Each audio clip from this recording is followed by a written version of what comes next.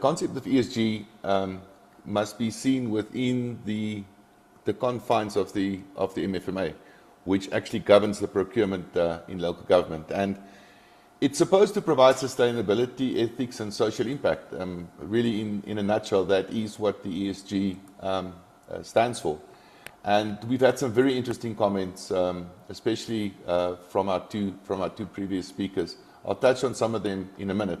I'd like to jump to just maybe the middle part of the ESG, and that's the social component, where I think we've sort of there or thereabouts with regards to the economic inclusion, community upliftment, and reducing inequality, which are sort of the three core components if we look at the social impact. And that's really been governed through the promoting of BE compliance, supporting local SMEs and SMMEs, fair labor practices, local labor, and there's been a big focus on job creation and skills development with regards to municipal procurement in the municipal environments.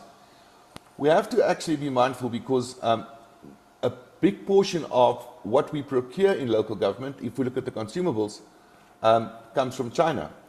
So we're defeating some of the local social objectives that we have planned. We don't really manufacture many things in South Africa that 80% of the procurement or the volume of procurement that happens in local government speaks to or satisfies.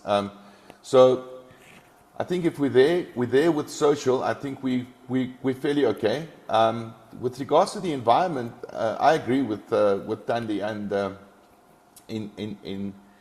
and your comments on the circular economy. Something that that hasn't been proven yet is energy efficient equipment. So there's a focus in some environments where battery operated vehicles, for instance, battery operated weed cutters, brush cutters, those types of things, that poses their own challenges because they need to be charged, etc. But if you look at a green scorecard, that would contribute to effective or promotion of a local green economy in our towns and villages.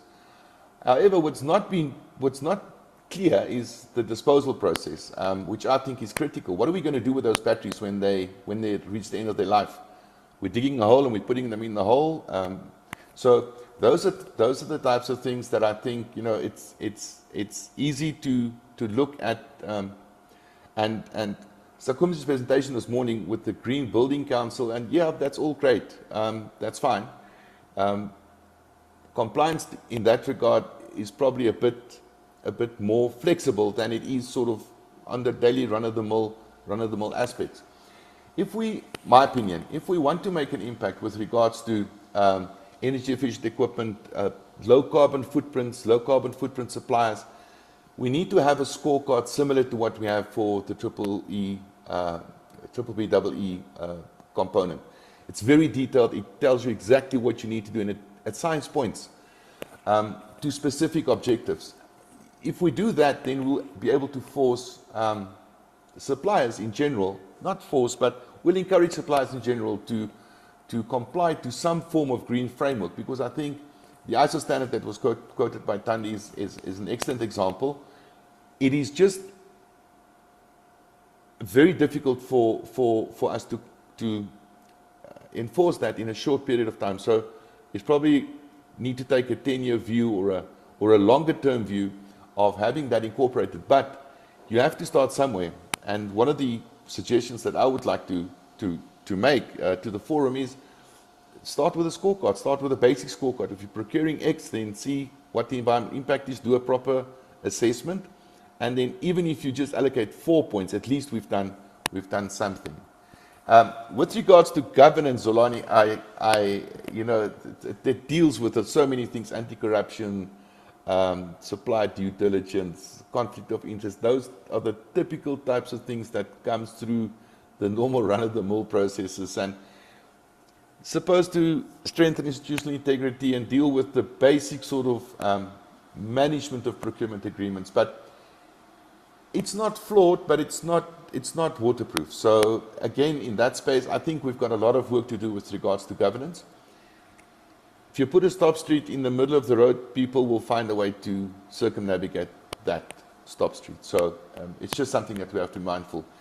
And with even with proper systems, and there's a lot of work that has been done by National Treasury with the reforms, the financial reforms.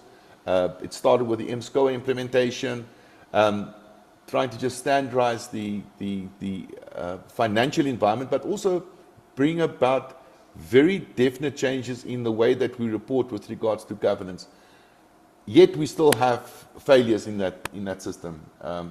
So in a nutshell, I think we're there, but we have a long way to go. I think if we want to give ourselves a grade, as Sakumzi said in the beginning, we could probably get a B for social, and E's for the other two. But there is definitely room for improvement. I think it's important that we speak to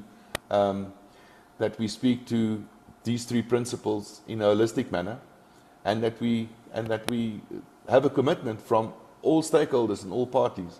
And again, just to where Tandi ended off, it's local government procurement is where the tie hits the tar. This is where it happens. If it starts happening at this local level, then we'll see the impact in our local environments, our local communities.